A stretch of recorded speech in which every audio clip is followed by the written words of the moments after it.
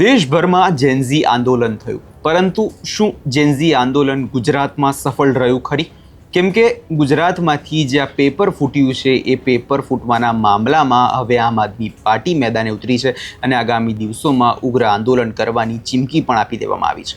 શું રહે સમગ્ર મામલો, તેના વિશે વિગતે ચર્ચા કરીએ. નમસ્કાર, આપ જોઈ રહ્યા છો નિર્ભય ન્યૂઝ. હું છું આપની સાથે પ્રથમ મોદી. દેશભરની અંદર જેનઝી આંદોલન થયું, નીટ પેપર લીકનો મામલો સામે આવ્યો અને જે યુવા વર્ગ છે તે રસ્તા પર ઉતરી આવ્યો. એની અસર આપણે થોડી ગુજરાતમાં પણ જોઈ, પરંતુ આ અસર માત્ર કદાચ ખાલી આ નેતાઓ અને આ જે આ લોકો છે એમણે કાગળ પર જ રાખી. ખરેખર વાસ્તવિક જીવનમાં તેને ઉતારવાની તસ્દી પણ તેમણે લીધી નથી અને તેનું જ પરિણામ એવું આવ્યું કે ગુજરાતમાંથી ગુજરાત આયુર્વેદિક જે કોલેજ છે તેમાં 3જા વર્ષનું BAMSનું પેપર જે છે એ લીક થઈ ગયું. અને આ પેપર લીકના મામલે હવે આમ આદમી પાર્ટી મેદાને ઉતરી છે. આમ આદમી પાર્ટીના ઈસુદાન ગઢવી દ્વારા એક પ્રેસ કોન્ફરન્સ જે છે કરવામાં આવી હતી, જેમાં ઘણા આક્ષેપો તેમણે ભારતીય જનતા પાર્ટી પર પણ લગાવ્યા છે. સૌ પહેલા ઈસુદાન ગઢવી એકવાર શું કહ્યું છે, એકવાર એ સાંભળી લઈએ. પત્રકાર પરિષદમાં આપ સૌનું સ્વાગત છે. આજે બે અગત્યના મુદ્દાઓ જે ગુજરાતમાં અત્યારે હોટ છે એને લઈને આજે હું આપની સમક્ષ હાજર થયો છું. મિત્રો, પહેલો મુદ્દો તો એ છે કે આખા ભારતમાં પેપર લીકને લઈને ચર્ચાઓ ચાલી રહી છે. પેપર લીકને લઈને આંદોલનો ચાલ્યા, પેપર લીકને લઈને કાનૂનની વાત કરીએ છીએ, પેપર લીકને લઈને કેન્દ્રીય શિક્ષણ પ્રધાને રાજીનામું આપ્યું, પેપર લીકને લઈને આખા દેશની જેનજી રોડ ઉપર આવી અને ફરી પાછું ભાજપના રાજમાં ગુજરાતમાં પેપર લીક થયું છે. તમે જુઓ કે જે રીતે અત્યારે એક મીડિયા રિપોર્ટ્સ પ્રમાણે 20 જુલાઈએ આયુર્વેદિક કોલેજની શલ્યતંત્ર 1ના પેપરમાં 3જા વર્ષના આ શલ્યતંત્ર નામના પેપર લેવાતું હતું. એ પહેલા એક નવી મોડસ ઓપરેશનથી, આ નવી સ્ટાઇલ છે, મોડસ ઓપરેન્ડી છે. એમાં હવે આ લોકો ઇમ્પોર્ટેડ ટોપિક્સ અને પોઈન્ટ્સ અથવા તો ઇમ્પોર્ટેડ ક્વેશ્ચન્સ કરી અને પેપર લીક કરે છે. એમાં ગુજરાતમાં આ આયુર્વેદિક કોલેજનું પેપર લીક થયું છે અને જે પ્રમાણે દાવો કરવામાં આવ્યો છે એ પ્રમાણે 33 કોલેજો છે, એમાં જે પેપર લેવામાં આવતું હતું એ પેપર શરૂ થાય એ પહેલા વોટ્સઅપ ઉપર આ પેપરના પોઈન્ટર્સ ફરી રહ્યા, ક્વેશ્ચન ફરી રહ્યા હતા. એમાં 12માંથી 11 ક્વેશ્ચન્સ આવ્યા છે. એટલે નવી સ્ટાઇલથી પેપર માફિયાઓએ ગુજરાતમાં પેપર લીક કર્યું છે અને એમાં સ્કોડની નિરીક્ષકોએ સ્કોડની ટીમને જાણ કરી છે, સ્કોડે પરીક્ષા નિયામકને જાણ કરી છે, પરંતુ આની ઉપર ઢાંક પીછોડો કરવામાં આવ્યો છે. અને ગુજરાતનો રેકોર્ડ રહ્યું છે કે ગુજરાતના જેનજીને આ ભાજપની સરકારે સતત પેપરો ફોડીને એની જિંદગીઓ બરબાદ કરી છે. આજે જ એક સમાચાર આવ્યા છે, એમાં એક દીકરીએ ફરી જે નીટમાં પરીક્ષા લેવાની એમાં થોડા માર્ક્સે પાછી રહી ગઈ એટલે એને સુસાઇડ કર્યું છે. ગુજરાતના જેનજીને આ ભાજપે છેલ્લા 30 વર્ષથી કોઈના કોઈ રીતે પરેશાન કરી રહી છે. એક તો નોકરીઓની ભરતી ન પાડે, નોકરીની ભરતી પડે તો પેપર લીક કરી નાખે. 1 પેપર લીક કરે, 2 પેપર લીક કરે, 5 પેપર લીક કરે, 20 પેપર નહીં, 35 પેપર લીક કર્યા છે. અને જ્યારે પેપર લીકના આંદોલનમાં અમે ગયા હતા એકવાર, ત્યારે પેપર લીક કરનારા ઉપર કલમો નહોતી લગાડી, એટલી મારા ઉપર કલમો લગાડી, મારી ઉપર છેડતીની ફરિયાદો કરી. કમલમમાં અમે ગયા હતા તો દારૂની ફરિયાદ કરી.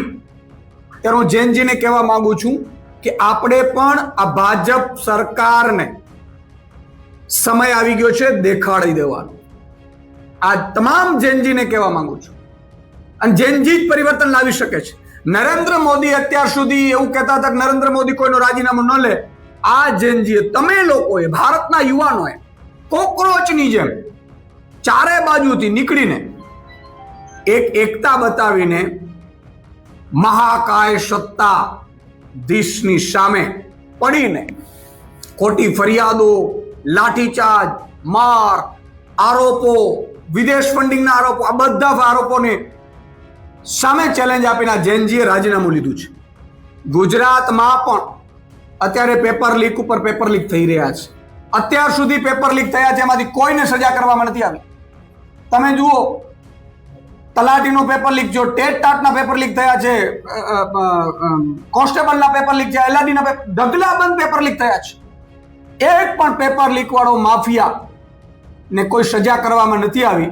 એમ આમાં પણ આયુર્વેદિક કોલેજમાં પણ મને પૂરી ખાતરી છે કે આ ભાજપના લોકો કોઈ કાર્યવાહી નહીં કરે, ભાજપ સરકાર કોઈ કાર્યવાહી નહીં કરે. અને બે કારણ હોઈ શકે છે પેપર લીક. યા તો ભાજપના નેતાઓ છે એ પોતાના દીકરા દીકરીઓને જ પાસ કરાવવા માટે સરકારી નોકરીમાં, કોલેજોમાં અથવા તો મેડિકલમાં પેપર લીક કરાવતા હોઈ શકે છે. કારણ કે ભાજપના રાજમાં ખૂબ લાગવગશાહી ચાલે છે, એટલે પોતાનાને ભરતી કરાવડે છે અને બાકી બધી પ્રજાને, ગુજરાતની પ્રજાને છોડી દે છે. બીજું કારણ હોઈ શકે છે આને કોઈ જ આવડત નથી સરકારને પેપર ચલાવવામાં. એની સામે એક બીજો આરોપ મૂકવામાં આવ્યો છે, પંજાબમાં પેપર લીક થયું. હું આજે આપને કહેવા માંગુ છું કે દિલ્હીમાં આમ આદમી પાર્ટીની 10 વર્ષ સરકાર રહી, એક પણ પેપર લીક નથી થઈ. પંજાબમાં 4.5 વર્ષ થવા જાય છે, સરકારને કોઈ જ પેપર લીક થયું નથી. આ પણ જે પંજાબમાં પેપર લીકની વાત કરીને ભાજપ પર આરોપ મૂકે છે, એમાં વાત એ છે કે એ લોકો નકલ કરવા માટે બ્લૂટૂથ લઈને ક્લાસમાં ગયા હતા અને જાયને પેપર લખે એ પહેલા 31 લોકોને પકડી લેવામાં આવ્યા છે.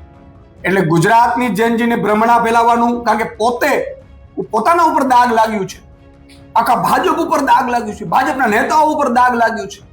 જે ભાજપના નેતાઓ, કોકરોચ જનતા પાર્ટીના નેતાઓને વિદેશથી ફંડિંગ આવે છે, ચીનથી આવે છે, આવું કહીને આરોપો પ્રત્યારોપો કર્યા હતા, એ જ લોકો જ્યારે એને મળવા ગયા ત્યારે બધા ભાજપના નેતાઓ મોઢા ઢીલા પડી ગયા, કાળા પડી ગયા. અને આવું દર વખતે થાય છે. એટલે એક આ અગત્યનો મુદ્દો છે. જો પેપર લીક મામલામાં આમાં યોગ્ય તપાસ નહીં કરવામાં આવે તો આગામી સમયમાં આમ આદમી પાર્ટી ઉગ્ર આંદોલન કરશે, એની અમે સરકારને એક જાણ કરીએ છીએ. બીજો એક અગત્યનો મુદ્દો એ છે કે ગુજરાતમાં સતત ભારે વરસાદ થયો છે. દક્ષિણ ગુજરાતથી લઈ અને અમદાવાદ સુધી હજારો કરોડનું બજેટ, હજારો કરોડની કોર્પોરેશનનું બજેટ છતાં પણ આજે ખૂબ ઘરોમાં પાણી ભરાયા, ફેક્ટરીઓમાં પાણી ભરાયા, દુકાનોમાં પાણી ભરાયા, રોડ રસ્તા ધોવાઈ ગયા. જે હમણાં નવા બનેલા રોડ રસ્તાઓ એ ધોવાઈ ગયા. ભાજપનો ભ્રષ્ટાચાર ખુલ્લું થઈ ગયું. અને સૌથી મોટી વસ્તુ એ છે કે મીડિયા રિપોર્ટ્સ પ્રમાણે ગુજરાતમાં આ જે પૂરની પરિસ્થિતિ આવી છે એમાં 56 થી વધુ લોકોના મોત થયા છે. 56 થી વધુ લોકો મોત થયા છે. હજી કેટલાય પણ ગુમ છે, લાપતા છે, કેટલાય લાશો મળી રહી છે. ત્યારે હું મુખ્યમંત્રીશ્રીને વિનંતી કરું છું કે મુખ્યમંત્રીશ્રી, આ સરકારની ફરજ છે, જે લોકોના મૃત્યુ થયા છે બાઢમાં, આફતમાં, એમને એમના પરિવારને 1 કરોડ રૂપિયાની સહાય જાહેર કરે. અને બીજું છે ઘર વખરી, ખેતી, દુકાનો, ફેક્ટરીઓ અથવા તો અન્ય રીતે જેને નુકસાન થયું છે એવા લોકોનો સર્વે કરીને તુરંત એમને સહાય ચૂકવવામાં આવે. વારંવાર આપણે કહીએ છીએ કે પ્રી મોન્સૂન કામગીરીમાં મિટિંગો ઢગલાબંધ થાય છે, જેમાં પેંડા ખાવામાં આવે છે, બિસ્કીટો ખાવામાં આવે છે. અધિકારીઓ, નેતાઓ પ્રી મોન્સૂન કામગીરી કરવાની વાતો કરે છે, પણ દર વર્ષે 15-20 ઇંચ ભેગો વરસાદ પડે એટલે ગુજરાતનું પ્રી મોન્સૂન કે ગુજરાતની ભાજપ સરકારની પોલ ખુલી જાય છે.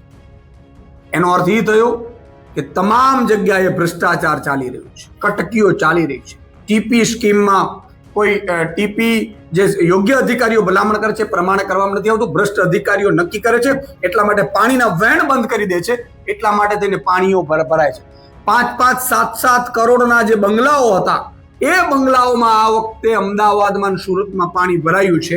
આ ભાજપની 30 વર્ષના શાસનની નાકામી છે, ભ્રષ્ટાચાર છે. કારણ કે એમણે ટીપી સ્કીમ પોતાના મળતિયાઓને ફાયદો કરાવવા માટે, લાભ મેળવવા માટે આ કરી છે. એના કારણે થયું છે. અને સૌથી વધુ દક્ષિણ ગુજરાતમાં વલસાડ હોય, નવસારી હોય, ચીખલી હોય, સુરત હોય, તાપી હોય, આ બધામાં લગભગ જે લાશો તણાઈને, મૃતદેહો તણાઈને આવ્યા છે. અને એ આંકડો જે ગયો છે 56 થી વધુ. આ નાની સૂની વાત નથી. આ ગુજરાતની જનતા અત્યારે ભાજપના રાજમાં જીવી નથી શકતી એવી હાલત આવી ગઈ છે. ત્યારે આમને કંઈ ન આપી શકે તો એમના પરિવારને 1-1 કરોડ રૂપિયાની સહાય મળે અને જે નુકસાન થયું છે એને યોગ્ય વળતર મળે એવી અમારી માંગ છે. જે રીતે સંસદમાં બિલ તમે જુઓ 2024માં પણ લાવવામાં આવ્યું હતું, કડક કાનૂનની વાત કરે છે. આ લોકો એમ કહે છે કે 10 કરોડનું દંડ કરવામાં આવશે. એનો અર્થ એ થયો કે પેપર લીક વાળા શું ગરીબ છે એટલે 10 લાખમાંથી 10 કરોડ આવશે એટલે પેપર લીક નહીં કરે? પેપર લીક થઈ કેમ રહ્યા છે? પેપર લીક એટલા માટે થઈ રહ્યા છે કે ભાજપના પોતાના નેતાઓના દીકરા દીકરીઓને પાસ કરાવવા માટે પેપર લીક કરવામાં આવી રહ્યા છે. જો એવું ન હોય તો આમાં કેમ સજા નથી થતી ભાઈ? ચલો તમે શિક્ષણ મંત્રીનો રાજીનામું લઈ લીધું, તમે કેટલાક અધિકારીઓને બદલી કરી દીધી, પણ પેપર લીક કરનારાઓ કોણ છે? ક્યાંથી આવ્યા? એને શું કડક સજા થઈ? અને એમાંય ગુજરાતમાં પણ કડક કાયદો બન્યો તો પેપર લીક મામલામાં કોને સજા થઈ અત્યાર સુધી? એ કહે છે ફાસ્ટ ટ્રેક કોર્ટમાં 3 મહિનામાં સજા થઈ શકશે. તો 3 મહિનામાં તમે નાની નાની મછલીઓ પૂરીને બંધ કરી દેશો કે આ 5 લોકો છે, સિક્યુરિટી વાળો, આ ચેકિંગ વાળો, સુપરવાઇઝર, આ બધા પેપર લીક માટે જવાબદાર છે એમ કરીને અંદર નાખી દેશો. આ કાયદાઓથી નહીં, સાફ નિયત જોઈએ અને ભ્રષ્ટાચાર વિરોધી તમારી નીતિ હોવી જોઈએ. આજે પેપર લીક મામલે તમે જેનજીના જાગૃત થવાથી તમે ભલે કાયદો બનાવો છો પણ આનાથી બહુ ફરક નહીં પડે જો નિયત સાફ નહીં હોય નરેન્દ્ર મોદી સરકાર. અને નરેન્દ્ર મોદીએ જે અત્યારે પગલું ભરવા જઈ રહી છે બહુ દુઃખદ છે. હમણાં મેં વાંચ્યું કે દિલ્હી પોલીસને એવા આદેશ આપવામાં આવ્યો છે જેટલા પણ વિડીયો નરેન્દ્ર મોદી વિરુદ્ધ બનાવવામાં આવ્યા છે અથવા તો નરેન્દ્ર મોદી વિરુદ્ધ જે જેનજીઓ નાના બાળકોએ કોમેન્ટો કરી છે એની વિરુદ્ધ પગલાં લેવાશે. તો તમારા મને હિટલર સાહેબમાં ફરક શું રહ્યું? હિટલર તો આ ધંધો કરતો હતો ત્યારે, ભલે આમાં મીડિયા નહોતું ત્યારે, સોશિયલ મીડિયા નહોતું. અને આ વખતે તમે સોશિયલ મીડિયાના માધ્યમથી તમામ જેનજી એક થઈ ગયું. અને કઈ રીતે આંદોલન થયું? તો કે જજના દીકરાઓ આંદોલનમાં હતા, નેતાઓના દીકરાઓ આંદોલનમાં હતા, ભાજપના નેતાઓના મંત્રીઓના દીકરાઓ આંદોલનમાં હતા. જેનજીઓ તર્કથી ચાલે છે. આ યુવાનો કોઈ માત્ર ટીવીમાં આવેલા સમાચારોથી નથી ચાલતા. આ જેનજી પોતે તર્ક વિતર્કથી ચાલે છે. એટલા માટે આઈએએસ આઈપીએસ ના અધિકારીઓ આંદોલનમાં હતા, મોટા મોટા નેતાઓના દીકરીઓ આંદોલનમાં હતા અને ઘરે ઘરે આંદોલન હતા. તમામ રાજ્યોમાં આંદોલન થતું હતું. એટલા માટે નરેન્દ્ર મોદીએ ઝૂકવું પડ્યું છે. એને શોખ નથી થયું રાજીનામું લેવાનું. અને રાજીનામા લેવાથી પણ એને એટલી ખબર હતી કે જો 5 દિવસ હજુ વધારે આંદોલન ચાલ્યું તો નરેન્દ્ર મોદીએ પોતે રાજીનામું આપવું પડત. એટલા માટે તેને રાજીનામું લીધું. પણ હજી જો એ પગલાં લેવાની વાત કરશે, જે યુવાનોએ વિડીયો બનાવ્યા છે એમની વિરુદ્ધમાં હોય કે એને સલાહ ના હોય, અને જો પગલાં લેશે તો ફરીથી આ જેનજી, આ બાળકો, આ ભારતના નવયુવાનો નરેન્દ્ર મોદી સરકારની સામે ફરીથી પડશે અને માફ નહીં કરે. આગામી ચૂંટણીઓમાં એમના સુપડા સાફ કરવાના છે. હવે અહીંયા તમે જે રીતે ઈસુદાન ગઢવીને સાંભળ્યા અને તેમના દ્વારા વાત સ્પષ્ટ કહેવામાં આવી રહી છે કે 30 વર્ષથી ભારતીય જનતા પાર્ટીનું શાસન છે. ગુજરાતમાં આવું પહેલીવાર નથી થયું. આની અનેકવાર પેપરો જે ફૂટ્યા છે. શા માટે આ જે મોટા મળતિયાઓ છે તેમને પકડવામાં નથી આવતા? માત્ર કાગળ ઉપર કાર્યવાહી જે છે બતાવવામાં આવતી હોય છે, પરંતુ ખરેખર પેપર લીક મામલે શા માટે હજુ સુધી કોઈ નક્કર પગલાં જે છે ભરાયા નથી? દેશભરમાં આટલું મોટું આંદોલન થયું, આપણે જોયું બી ખરી કે યુવા વર્ગ રસ્તા પર ઉતરી આવ્યો અને દિલ્હીના જંતર મંતરથી શરૂ થયેલું આંદોલન અંતમાં ધર્મેન્દ્ર પ્રધાને રાજીનામું પણ આપવું પડ્યું.